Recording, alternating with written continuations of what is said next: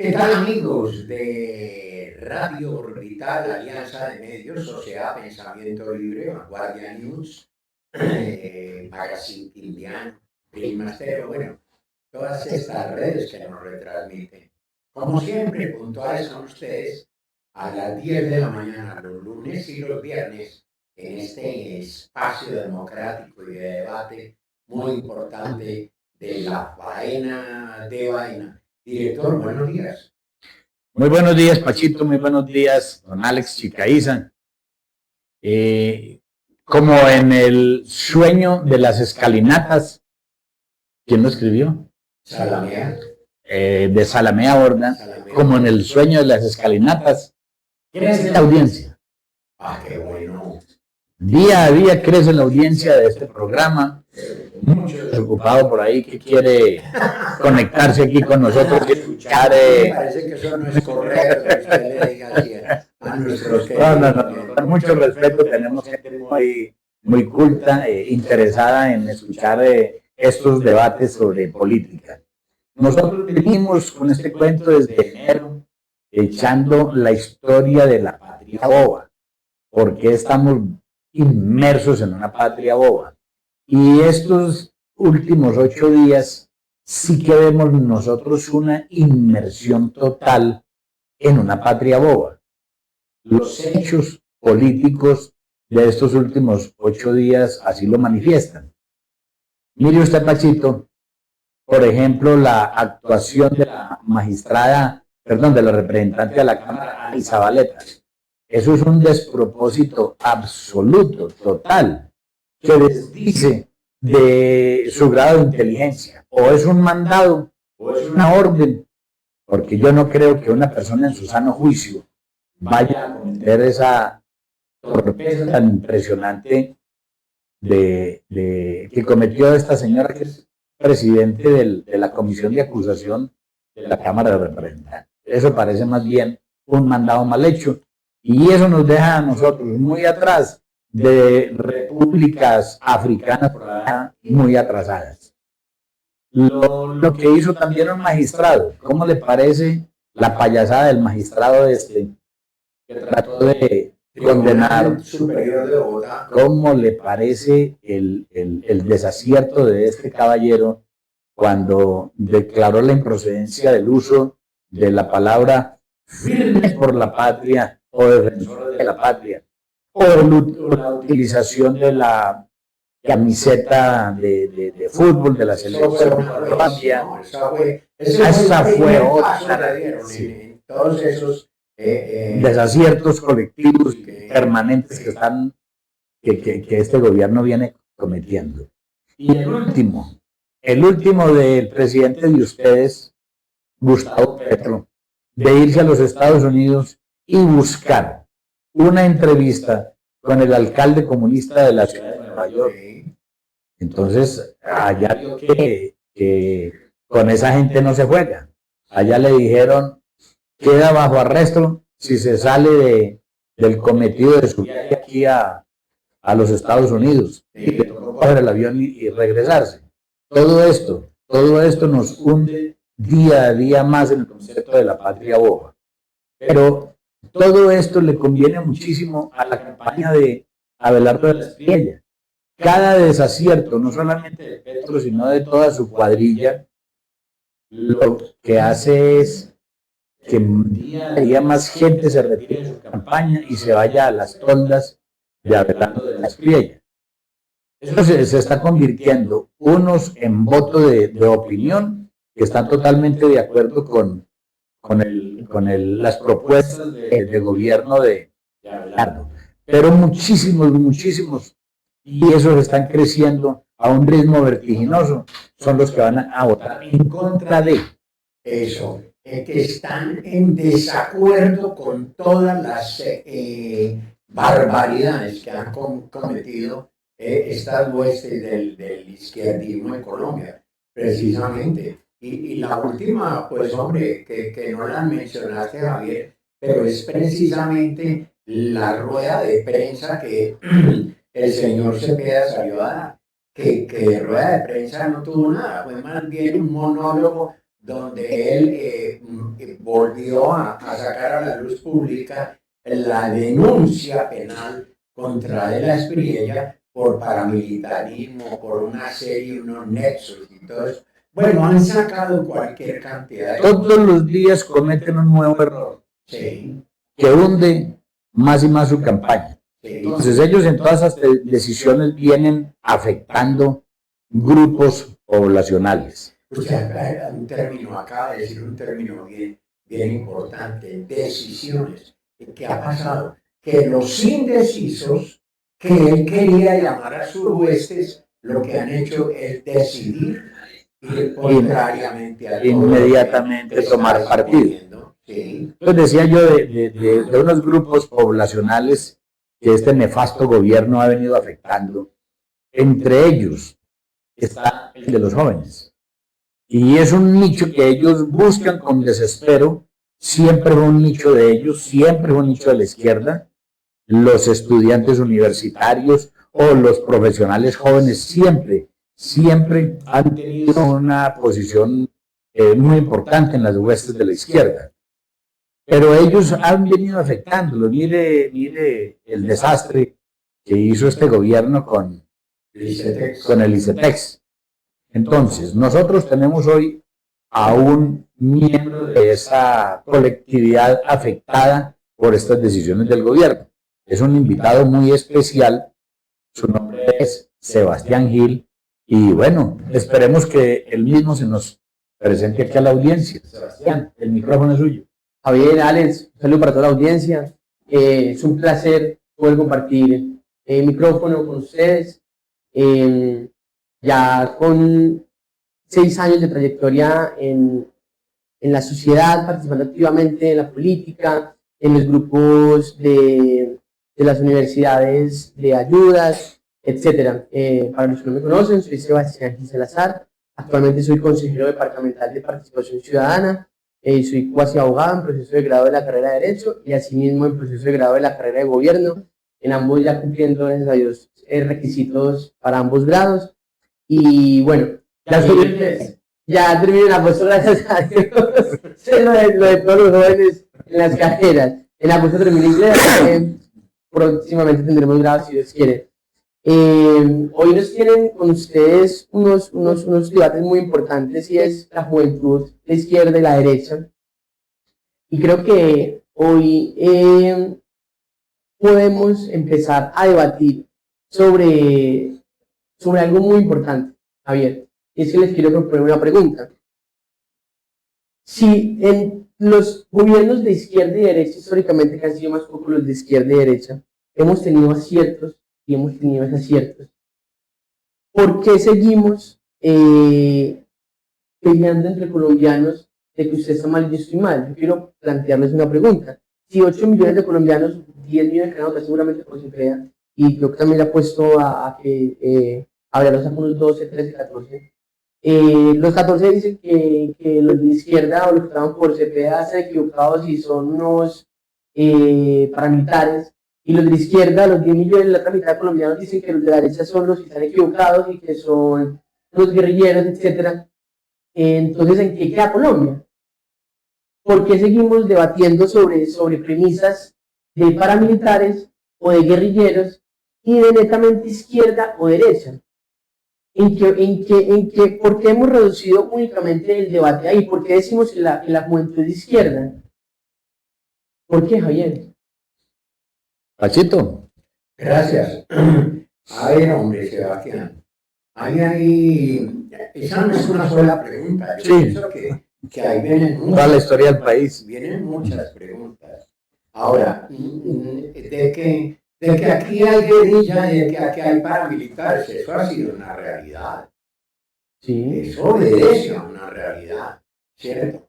Aunque que una parte del país ha tenido que formar grupos armados para defenderse de otros que ya los tienen y que precisamente han precipitado a los otros a llegar a esas instancias de tener brazos armados para defenderse, ¿cierto? Entonces, ese tema es supremamente complejo.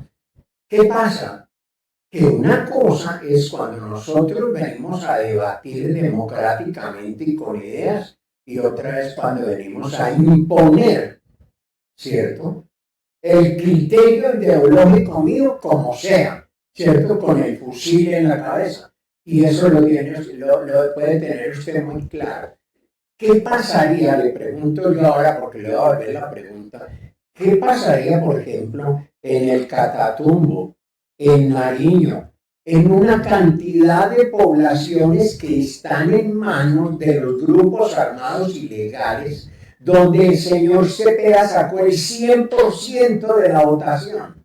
¿Qué tal que esa votación fuera de derecha y hubiera sacado la derecha al 100%? Estamos en manos de los paramilitares en el país, un gobierno, ¿cierto? Pero ya vemos que la derecha pues únicamente ha mostrado las cifras y ha dicho, ¿esto a qué obedece? ¿Esto a qué obedece? Lo que pasa es que la izquierda no es una cosa simplemente en Colombia. La izquierda es una cosa que gravita a nivel mundial y ellos obedecen a unos libretos totalmente establecidos, ¿cierto? En cualquier parte del mundo y que ellos van cumpliendo. Él se cumplió en Venezuela, ¿ven? Y ya vimos lo que pasó con Venezuela. El señor Petro quiso traer ese libreto y hacerlo cumplir en Colombia. No pudo. Porque, ¿qué pasa? La democracia en Colombia es la segunda democracia en América después de la de Estados Unidos. Y se la muestra el corazoncito que hablamos. Sí, ahorita, yo creo que ahorita le damos una cabida a Alex. Nuestro maquillador oficial. Que tiene un tema supremamente interesante que descifrarnos de alguna manera. Entonces, hombre, eso es supremamente complicado. Pero lo interesante que a mí me parece de esa pregunta que usted hace es ¿dónde está la verdadera ideología de los partidos? Ya se perdió totalmente. Del Partido Liberal, del Partido Conservador, dos partidos muy tradicionales en el país que durante mucho tiempo manejaron el país y llegaron a acuerdos después de que se desangraban entre ellos. Llegaron a acuerdos que le sirvieron mucho al país y que ayudaron a proyectar al país, ¿cierto? A medida de que eso sucedía, fue creciendo un sector de la izquierda, pero un sector de la izquierda que antes era un sector con una ideología muy clara, supremamente clara, porque habían unos hombres que pensaban muy rigurosamente, pero seriamente, en todas las propuestas de izquierda. Pero eso se fue acabando a medida que fueron creciendo los grupos ilegales armados, y esos grupos ilegales armados que en algún momento secuestraban, extorsionaban y lo siguen haciendo, también encontraron una fuente de financiamiento muy excelente, pero rendidora, y fue que el narcotráfico. Entonces ellos asumieron el tema del narcotráfico y con eso ellos han tenido, pero dinero a montones para poder patrocinar lo que les ha provocado. ¿Ven? Se han ido disolviendo los partidos porque no hay ideología, porque no hay verdaderos líderes dentro de los partidos, ¿cierto?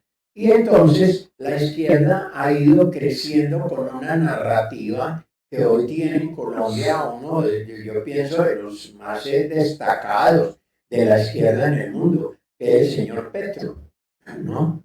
Porque el tipo tiene su discurso y maneja su discurso de narrativa. Lo que pasa es que quienes ya tenemos alguna edad hemos ido profundizando en este tema y llegamos a la conclusión de que el señor es un vendedor de humo impresionante. Yo lo decía hace algunos días atrás, es una lástima que el señor no haya seguido siendo senador de la República, porque cuando era senador de la República hacía denuncias supremamente importantes, hacía un control político en el país supremamente importante. Decidió dejar el Senado para lanzarse a la presidencia, obtuvo éxito en eso, pero ya vemos cómo están muchos de ustedes y muchos de los viejos también, que quisieron darle una oportunidad, totalmente arrepentidos y decepcionados de eso, ¿cierto? Pero la idea sí es muy importante, de que por qué entonces es izquierda y derecha, por qué paramilitares, por qué guerrilleros, y pues ¿dónde están las ideas? ¿Dónde están las propuestas? No hay. No hay. Pero además, ¿por qué? Porque es que a mí me parece, Javier, ya para poner colofón aquí, también hay una cosa supremamente importante. Y es que el estado crítico en que está el país financieramente, en materia de seguridad, en materia de educación, en materia de salud, ¿cierto? Nos dan para decirle a la gente, esto hay que cambiarlo, esto no puede seguir en esa carrera desenfrenada hacia el abismo. Esto hay que pararlo para volver a reconstruir el país. Hay que pararlo. Esto hay que pararlo para volver a reconstruir el país. ¿Ve? En todo caso, pues eso hablando. Entonces, ¿qué es lo que propone? La derecha propone, hombre, no vamos a acabar con el modelo de salud. Venga, ajustémoslo, arreglémoslo, considerémoslo, volvámoslo otra vez a construir como debe ser, ¿cierto? El pago directo a las IPS, en fin, una serie de cosas que se habían podido arreglar y que pudieran solucionar el problema de la salud en Colombia. La educación, acaba con el ICETES, pero él no quiere parar ahí. Él quiere acabar con la universidad privada, solamente para dejar a la universidad pública manejando todo esto. Y ya vemos que pasa en la Universidad del Valle, ya vemos que pasa en la Universidad Nacional, que pasa en la Pedagógica, en fin, en todas estas universidades que se convirtieron en ¿qué? En focos de terrorismo. Pachito. Entonces, hay una serie de cosas que hay que analizar ahí, pero que no dan cabida para poder decir, perdón, ya, que podemos establecer un programa de gobierno totalmente definido para presentarle a la gente. A mí me pareció muy interesante la pregunta aquí de nuestro abogado Sebastián Gil. Parece muy interesante. Y yo la repito en dos palabras solamente. ¿Por qué la sociedad nos divide en X y Y? ¿Por qué esta sociedad se limita a que seamos o hinchas de Millonarios o hinchas de Santa Fe? ¿Por qué esta sociedad tiene que ser o hinchas de Nacional o del Independiente Medellín? Y yo le diría a Sebastián, este es el mundo en que vivimos.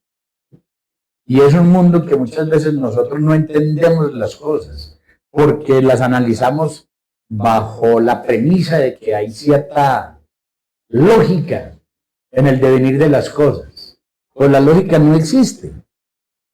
Mire, más de 500 años, y voy a tratar de darle respuesta, más de 500 años, la Europa fue una Europa feudal.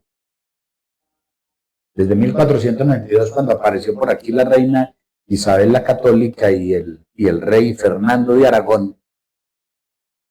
Después ella murió por allá en 1507 y el otro se quedó por ahí un rato también. Y su hijo Carlos I de España y Carlos V de Alemania recibió 7 reinos de herencia.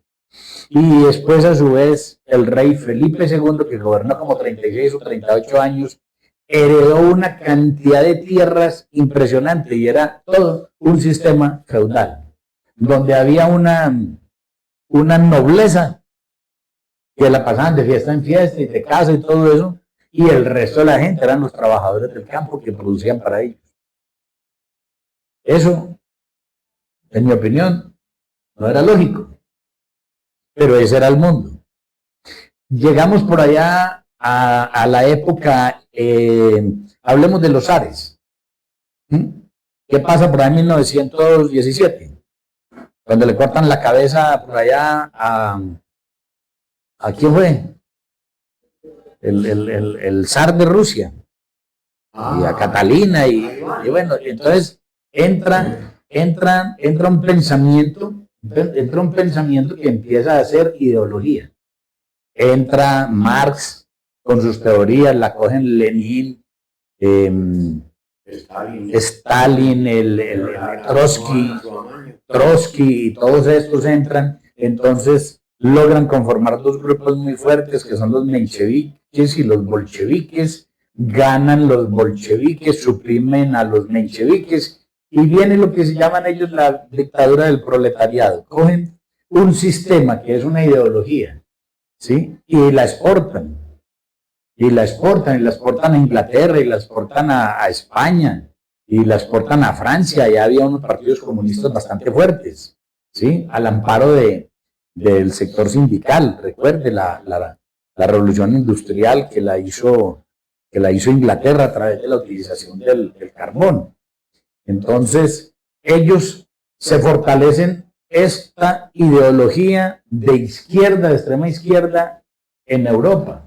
Viene al traste con la guerra de 1918, con el asesinato de los príncipes en Sarajevo, y viene esa Primera Guerra Mundial, que es el acicate para que madure por allá en 1937 con Hitler, ¿sí? Que transforma totalmente Europa.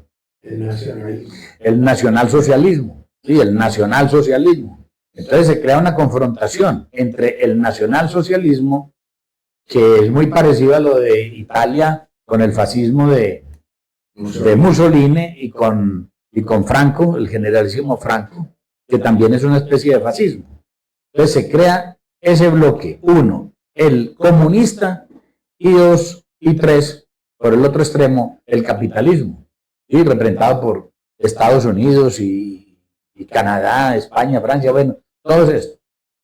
Nosotros vemos que a Colombia entonces nos llegan ideologías. ¿Sí? Entonces tenemos ideologías. Las ideologías que existen están ahí para el consumo, están a la vista. Entonces tenemos ideología de derecha o de extrema derecha, representada por el Partido Conservador. Está una ideología de centro izquierda, representada por el Partido Liberal, que ha sido socialista, ¿cierto? Nacional socialista, un poquito. Sí, es un poquito. Un poquito, pues ahí, como el papá de Alfonso López Michelsen y todos estos que eran. Sí, y los principios liberales son un poquito ladeados a la izquierda. Sí, los principios liberales son ladeados a la izquierda. Y tenemos esta extrema izquierda que es asociada al comunismo. Ese es el fenómeno en Colombia. Eso es lo que tenemos, eso es lo que hay. Y nosotros nos tenemos que acomodar en alguna vaina de esas. No creo, Jaime, dijiste algo muy importante. Ese es el mundo en el que estamos. Pero no cree usted que estamos llamados a traerle sensatez a ese mundo en el que estamos, a intentar siquiera mejorarlo. ¿Por qué hacía la pregunta? Porque es que hoy los colombianos están precisamente en esos estadios de debate de los cuales ustedes han expuesto muy bien, ¿sí? Y estoy de acuerdo con que así es, pero no estoy de acuerdo con que así deba ser. ¿Por qué? Porque, vuelvo a lo mismo, si nos ceñimos estrictamente a encasillar todo o en izquierda o en derecha, perdemos la capacidad del análisis crítico de lo sustancial, ¿sí? Y nos quedamos en estadios, digamos, macros. Si yo no creo que los 10 millones que votaron por Ardo sean de derecha o de extrema derecha, no creo. Ni creo que estén de acuerdo con todo lo que dice y con todas sus propuestas. Tampoco creo que los que votaron, los 8 millones que votaron por Iván Cepeda, estén de acuerdo con todo el gobierno de Petro, con todo lo que han hecho y con todos sus programas. Entonces, no creo que en Colombia es de especial urgencia salir de esa polarización. Yo hoy estoy proponiendo algo muy importante, ¿sí? En la participación. Venga, reconozcamos lo bueno, lo malo y lo que hay que mejorar. Porque si no reconocemos en el que puede irse a una ideología diferente, si no reconocemos lo importante y lo bueno de eso, entonces nos vamos a quedar con una barrera toda la vida y toda la historia colombiana. Y yo no creo que Colombia yo no creo que Colombia merezca que nosotros sigamos en ese debate y en esa polarización, ya vamos que por más de 70, vamos por 80. Yo no creo que esté condenado por esa la vida. Y los únicos que podemos terminar esto somos nosotros. Yo en el 2022 fue las elecciones presidenciales de las pasadas. Sí. En el 2022, yo voté por Gustavo Petro. Y dije, espero que esa sea la oportunidad para que los que están en contra de los de derecha, pues hagan las paces con eso, porque también es colombiano, hagan las paces con ellos. Si ahora los que son de centro o centro izquierda o izquierda van a tener el poder, pues es el momento de hacer las paces con ellos, porque somos colombianos. Y cuando voté, anuncié algo muy importante. Voto con un miedo a un riesgo. Un miedo a un riesgo de una constituyente y un miedo a un riesgo de que este hombre aplaude lo que hace en Venezuela. Y yo estoy en contra del autoritarismo, estoy en contra de las dictaduras. No apoyo la constituyente. Y estoy en contra de las extremas izquierdas. ¿Sí? Yo siempre me he considerado un hombre de centro. En su momento era Rodolfo Hernández o Gustavo Petro. Me parece que era más sensato en su momento votar por Gustavo Petro. El mismo Rodolfo lo dijo que para él el mejor candidato era Gustavo Petro, ¿sí? Hoy yo no voy a votar por el proyecto de Gustavo Petro, ¿sí? Por principalmente dos cosas. El riesgo, que ya es un riesgo más latente, ya cuando alguien dice que me gustaría una constituyente, pero ya cuando dice es que vamos a hacerla, ya pasa de un riesgo a un riesgo. Y cuando evidenciamos que yo aposté por la paz, yo aposté por la paz total, pero fui muy crítico al decir, si la paz total no funciona, hay que reaccionar rápido y utilizar las fuerzas del Estado por el respeto de los derechos humanos solamente y el derecho internacional humanitario. Pero ese gobierno y su candidato sucesor no están reconociendo que no solo fue un fracaso total, sino que la reacción no está siendo la que por lógica se debe tener. Y es que si algo está fallando, hay que recomponer el timón rápido. Y hay que utilizar las fuerzas del Estado. Entonces, para ir cerrando un poco la idea, como les dije, yo públicamente anuncié que en el 2022 lo voté por Gustavo Petro por una serie de propuestas. Ojo, no porque me considere izquierda, no porque creo en el comunismo, no porque creo que Gustavo Petro haya sido o iba a ser el Mesías de El Salvador, sino que como colombiano consideraba que estaba poniendo unas cosas y en otras no. Y siempre busqué tender puentes, y como lo he hecho a lo largo de mi vida, siempre busco tender puentes con los que se dicen que hacen parte de otra ideología. Hoy a lo que yo invito es, yo, una persona que voté por Gustavo Petro, hoy anuncio que públicamente, que a mí siempre, yo siempre te lo dije a ti, Javi, hace un mes, a mí siempre me gusta hacer mi voto público porque eso alimenta el debate, ¿sí? Y nos permite tender puentes. Hoy anuncio que no voy a votar por Iván Cepeda. Estoy terminando de considerar si votaré por Abelardo, que creo que será lo que pasará, pero esperaré los debates y la serie de temas que se deben seguir trabajando a lo largo de estos 10 días. Y para cerrar de nuevo así, porque les digo que como colombianos estamos llamados a salir de esos estadios de debate, y es que tenemos que reconocer lo bueno y lo malo. Tenemos que reconocer que Gustavo Petro ha hecho cosas muy malas, ¿sí? Sigue haciéndolas, y que apoya temas problemáticos para la democracia, como apoyar a Venezuela. Eso no tiene carta de presentación. Y por ejemplo, yo invito hoy a reconocer y a ser críticos eventualmente en un gobierno de Abelardo. Ser críticos como, por ejemplo, este hombre en algún momento de su vida, en 2010, digo que se sentía orgulloso de lo que había hecho Salvatore Mancuso. Yo les pregunto a ustedes, ¿quién es Salvatore Mancuso y qué hizo? ¿Sí? Aquí no podemos seguir justificando temas de derecha o de izquierda porque en algún momento fueron bueno para la historia. Sí, en algún momento las guerrillas colombianas tenían unos ideales justos. En algún momento los paramilitares tenían unos ideales justos, pero después vemos que los dos se desdibujaron totalmente. Y no podemos, entonces, intentar tapar el sol con un dedo. Y la única forma de salir de ese estadio de polarización es decir y aceptar qué es lo que tenemos que mejorar y reconocernos como primero colombianos. No reconocernos primero como de derecha, de izquierda, uribista, petrista, abelardista, cepedista. No. Primero tenemos que reconocernos como colombianos. Después de ser colombianos, bueno, los que creen en Dios, hijos de Dios, y después de eso, ahí sí, por quién creo o considero que es mejor un eventual gobierno. Muy bien.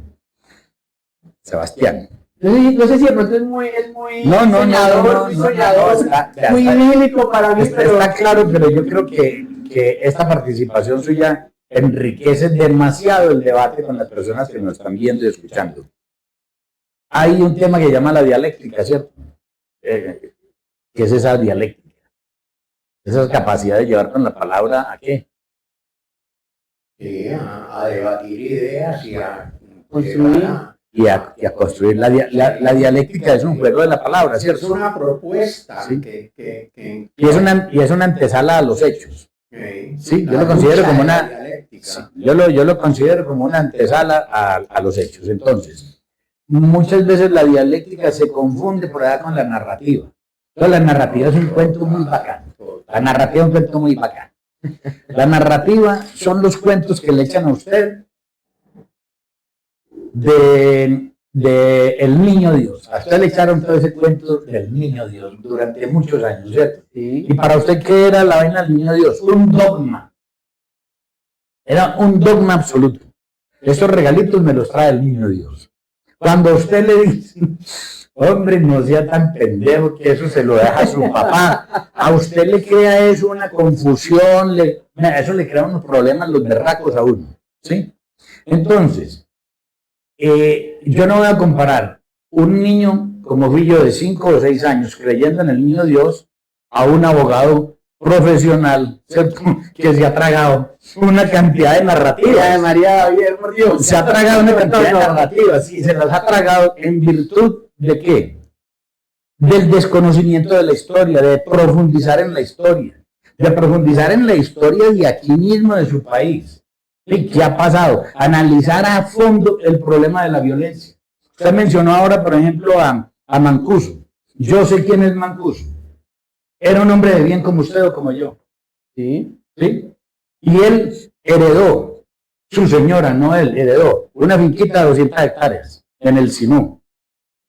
Y esa era una herencia de unos franceses que llegaron a Colombia con una platica que les quedaba después de haberse quebrado construyendo el canal de Panamá.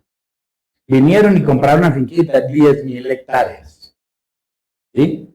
Y él vino y se hizo cargo de 200 hectáreas que le quedaron a su esposa de apellido francés, no la menciono aquí. Y allá llegaron los amigos guerrilleros, ¿sí? A quitarle su terreno, a quitarle su tierra. ¿Él qué hizo? Fue a la octava brigada donde estaba el general Yanine Díaz y le dijo, mire, yo tengo un poco de bandidos allá. Señor, no lo podemos defender porque tenemos orden de la presidencia que no podemos participar allá. El resumen, el tipo se defendió. Después viene el poder de las armas, ¿cierto? Y el acceso al dinero a través de las armas. Y eso causa un trauma en la mente de los seres humanos, ¿cierto? Cuando usted coge un poder inusitado, usted no sabe qué va a ocurrir con usted. Eso pasó con Mancuso. Fue un hombre que fue llevado por las circunstancias de la historia de nuestro país a estar en una posición de tomar las armas, disparar, matar. Lo mismo que estaban haciendo los guerrilleros, los movimientos de guerrilla que estaban asesinando, matando, secuestrando y de todo eso. Eso crea la confrontación, eso, ahí no hay ideología. Ahí no existe ideología, es el poder del dinero de las armas. Entonces, pero cuando usted viene y encuentra que crean el relato, que crean la mentira, que crean la falacia y que en eso basan sus campañas, pues enamoran como a mí el niño Dios cuando me daba los regalitos, ¿sí? Y entonces enamorar a estas personas es muy fácil, porque nosotros vemos un país totalmente inequitativo. Aquí no hay igualdad, aquí no hay equilibrio. Entonces es muy fácil cuando usted ve, y es tan evidente la diferencia de unos pocos ricos y una cantidad de pobreza que hay aquí, pues es muy fácil que lo enamoren a uno con el relato.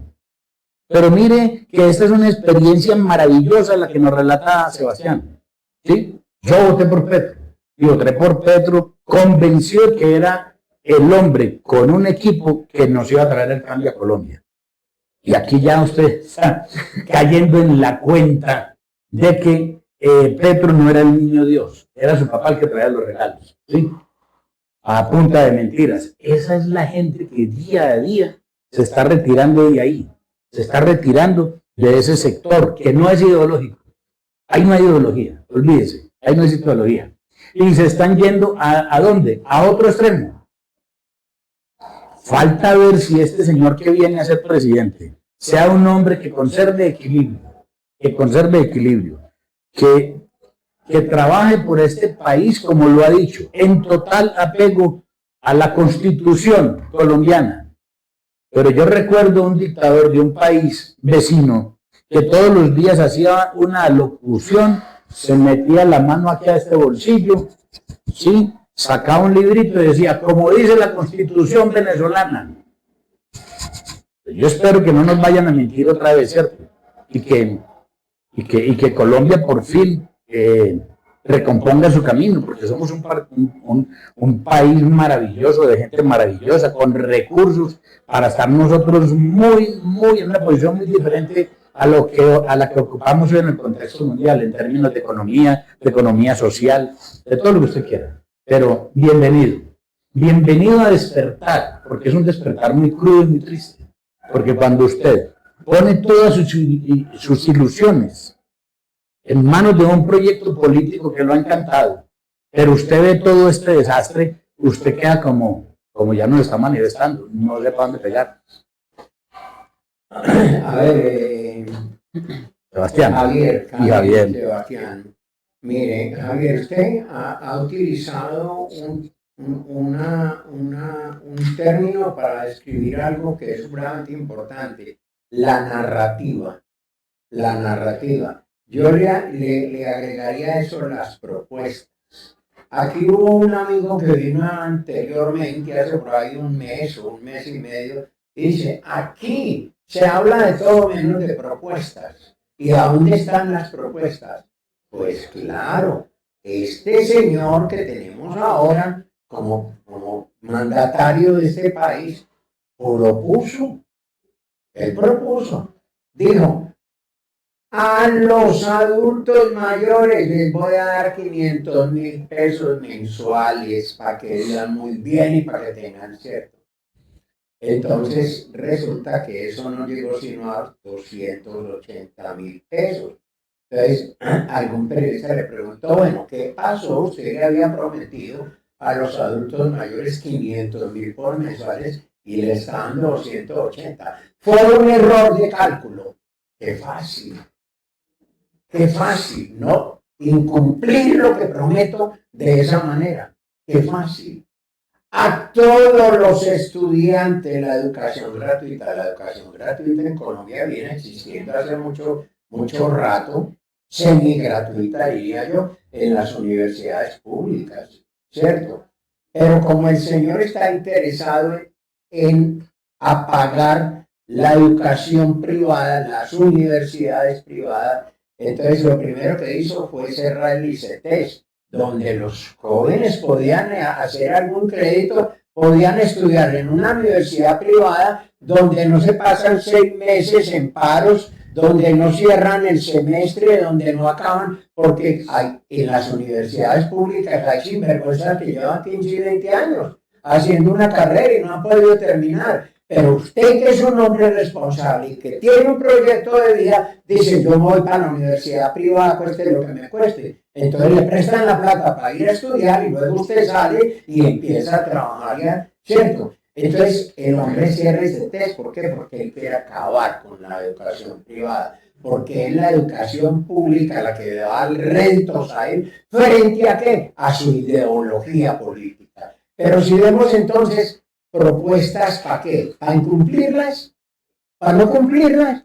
El relato, la mentira. Eso es la mentira. Lo que Javier llamaba narrativa, mentira. Y para terminar con el cuento de ellos, le quiero decir, la paz total es el sofisma de extracción más grande que han podido crear. ¿Para qué? Para empoderar los grupos ilegales, aquellos que son totalmente, oígame bien, rígidos,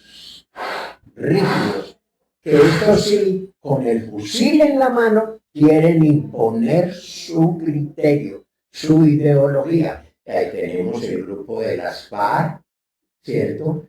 que ellos siguen un régimen castrista, ¿cierto? Castrista, comunista. Pachito, perdóneme, le interpelo. Sí. En las mentiras famosas de Petro, me posesiono en agosto, en 3 meses firmo la paz con el ELN.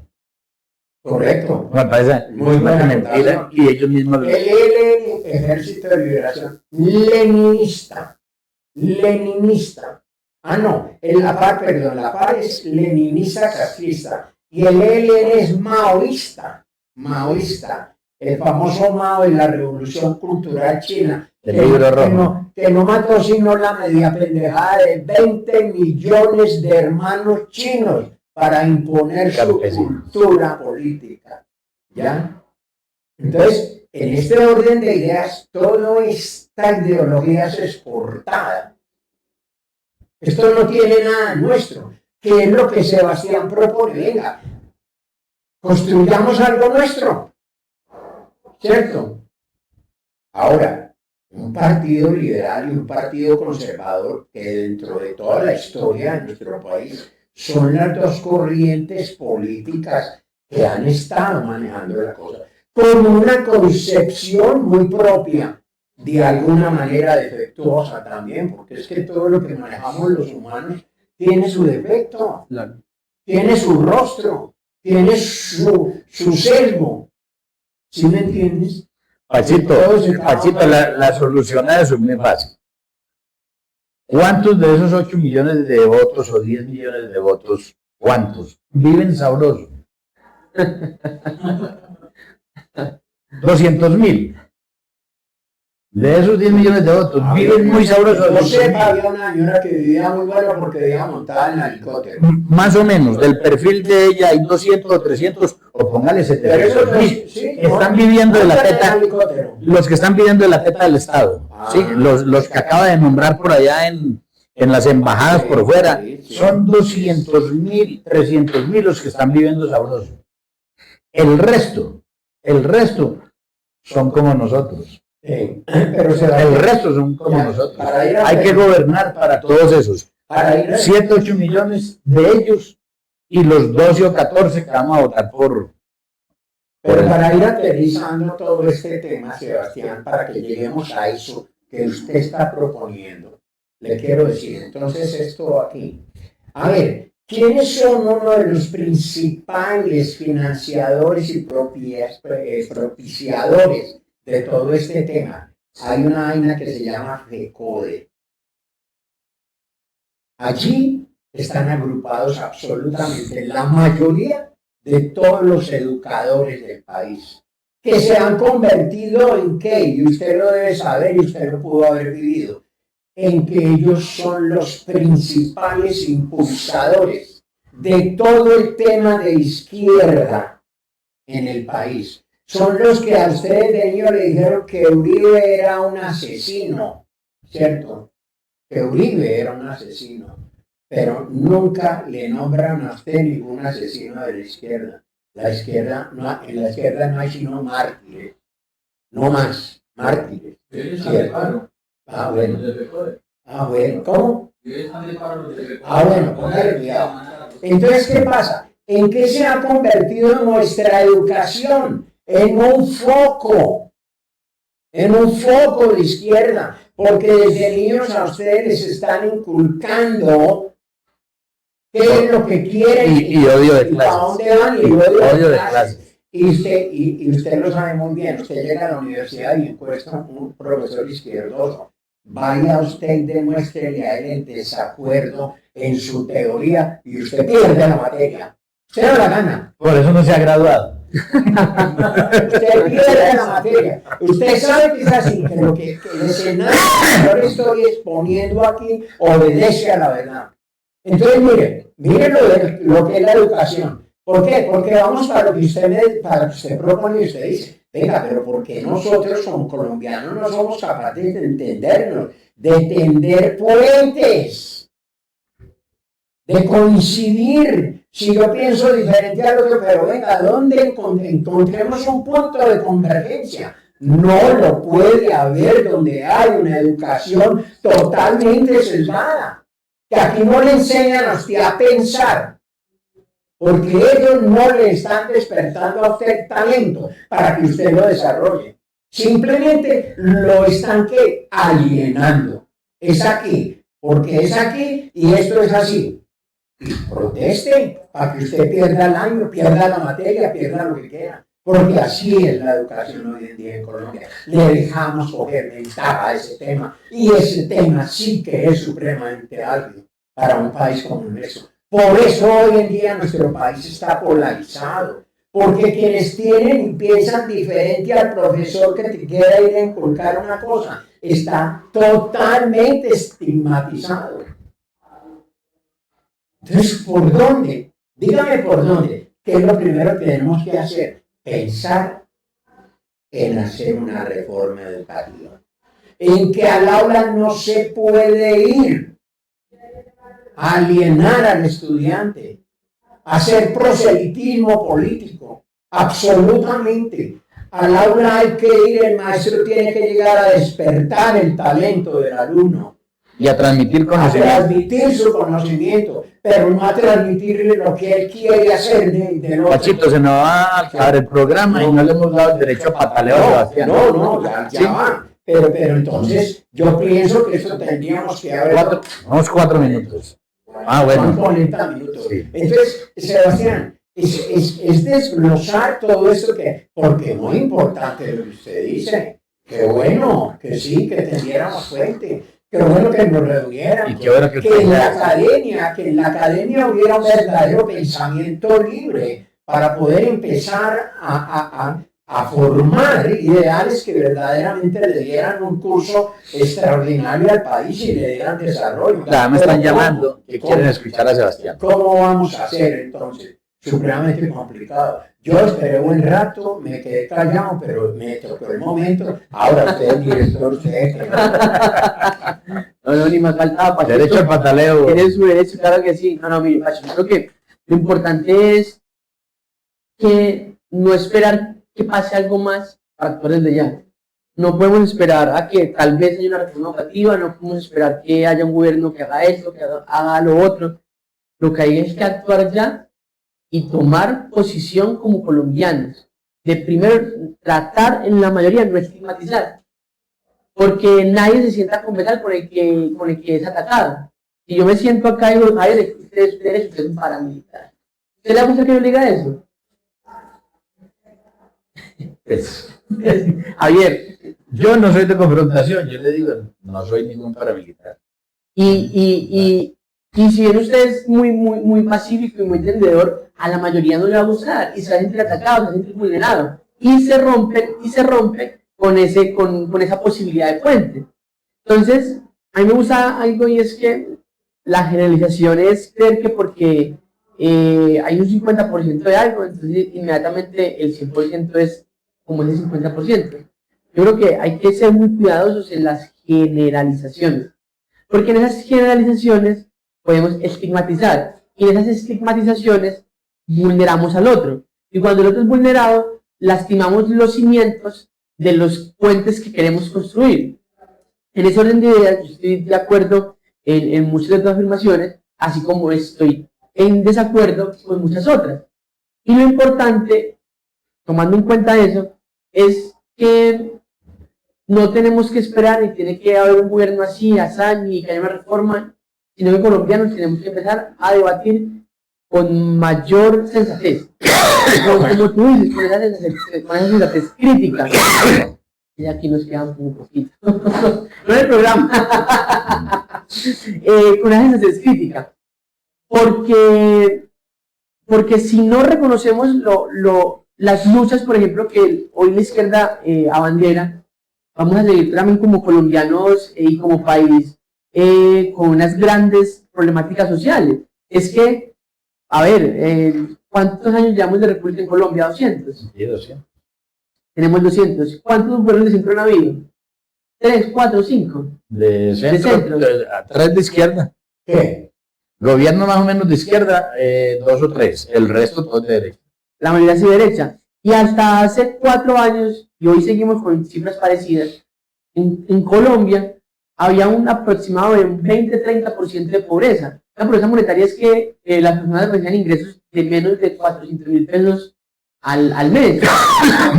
Esas personas, la mayoría incluso se acuestan a dormir solo comiendo 1 o 2 veces. Y entonces llevamos una serie de cantidad más de 180, 190 años con gobiernos de derecha y la pobreza no ha sido erradicada. Y no estoy diciendo que entonces la izquierda sea la que lo va a solucionar. Lo que estoy diciendo es que los colombianos que en gran parte votan por la izquierda es porque no han visto que sus necesidades y problemáticas se han visto tomadas en serio como el problema de la pobreza. Entonces, preferimos decirle el que dice que hay que buscar erradicar rápido y en buenas cifras porcentuales la pobreza, donde una es de izquierda, petrista, izquierdista, comunista. Y estamos dejando de lado que esa es una problemática muy seria, que hoy ni el gobierno de Gustavo supo mejorar, ni veo serias mejoras de propuestas en la candidatura de Abelardo. Y que por esos estadios de polarización no podemos debatir temas sustantivos y de fondo. Y que además son problemáticas que pues en Colombia estaban ganando, digamos, la izquierda. Y eso es muy triste. Que no sea una problemática de Estado, sino una problemática entonces que tomen los gobiernos. Algunos los toman en cuenta, algunos no. Y para ir cerrando un poco, por eso yo propongo que tengamos cuenta, que vamos más a las propuestas, que busquemos enfatizar y que reconozcamos al otro en lo bueno y en lo negativo, para poder seguir avanzando. Fernando Savater decía que la verdad se construye, que es imposible para Savater en su postura que la verdad sea impuesta o la verdad sea manifestada. Él dice, la verdad se construye en la medida en que Javier y yo y Pacho logramos acuerdos y desacuerdos y avanzamos hacia un unísono. Para Savater esa es la verdad. Para mí en Colombia deberíamos tener en cuenta eso, buscar construir la verdad, no imponerla. Y no creo que estigmatizando, generalizando y criticando hacia el que vote de una u otra forma, podamos construir. Tenemos que construir aceptando lo bueno, lo malo, lo que hay que mejorar, sin atacar la obra de la otra persona, porque si no, lastimamos los cimientos que queremos construir. Y eso es más urgente que cualquier gobierno de derecha o de izquierda, porque la constante en Colombia ha sido esos 70, 80 años de conflictos, de peleas, de polarización, y yo creo que un país no avanza si como colombianos avanzamos y remamos en un solo sentido. Si la mitad del país está remando hacia un sentido y la otra mitad está remando en otro sentido, y cuando gana un gobierno le ponemos las ruedas, los palos en la rueda, y cuando gana otro también le ponemos los palos, yo creo que va a ser muy difícil que avancemos con seriedad y con determinación si seguimos en ese cuento. Por eso mi propuesta hoy, más que a invitar a votar por uno u otro, es que como colombianos seamos conscientes de eso, porque ojo, una cosa es decirlo, otra cosa es pensarlo, otra cosa es practicarlo de una vez, de vez en cuando, y otra cosa es ser conscientes de eso e intentarlo día a día. Eso es lo realmente difícil y esa es mi invitación para ustedes y para el país. Pachito, hace 200 años el país era otro y ha avanzado mucho. Yo creo que los porcentajes de pobreza en la época de Bolívar, 1810-30, yo creo que eran por lo menos el 80%. Y los privilegiados eran muy pocos. Correcto. Y la pobreza era generalizada. El atraso del país en vías de comunicación, en todo, hacía que este país fuera tribus. Y en 200 años nosotros hemos fortalecido una cantidad de instituciones. Nosotros no somos un país de instituciones. Avanzado. Nosotros somos un país ejemplo en América Latina de democracia. O sea, la segunda democracia. Nosotros hemos avanzado demasiado. Ahora, hay un insumo, el insumo más importante para la izquierda es la pobreza. A la izquierda no le interesa la riqueza. Uno ve en todos los actos de Petro en este momento, donde él trascendió el planeta Tierra, ¿cierto? Y hoy es una inteligencia espacial y sideral y todas esas cosas. Oye, hoy es una inteligencia por allá cósmica y todo eso. No les interesa que el país salga de la pobreza, que el país sea más rico. ¿Qué ha intentado Petro a través de todos sus actos? Donde ha declarado enemigos a los empresarios, a los generadores de riqueza. El cuento de que él se ha convertido en el adalid pues, de la defensa de la soberanía de Colombia, hombre, eso da hasta risa, de que se ha convertido en el adalid de la protección del medio ambiente, eso da risa. Mire cómo quebró a Ecopetrol, cómo pasa Ecopetrol de producir 30 millones de pesos a 3 o 4 billones. O sea, todo eso, es un despropósito todo. Como ese negocio que había en Estados Unidos, donde había participado Ecopetrol y vino de un tajo, lo cortó y perdimos un infierno de plata. O sea, todo diciendo que defiende el medio ambiente. ¿Sí? Pero ha creado más pobreza a través de eso, porque ahí se generaban y se pueden seguir generando unos recursos muy importantes para políticas sociales. Entonces, el mejor insumo que tiene la propuesta de Cepeda como hijito de Petro es la pobreza asociada a la ignorancia. Entre más ignorantes seamos, más nos tragamos el cuento de que el niño Dios es el que nos trae los regalos.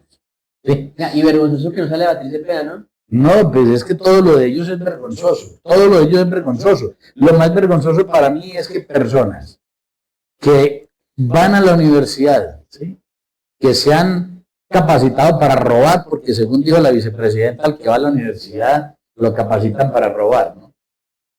Dijo doña Ida. ¿Sí?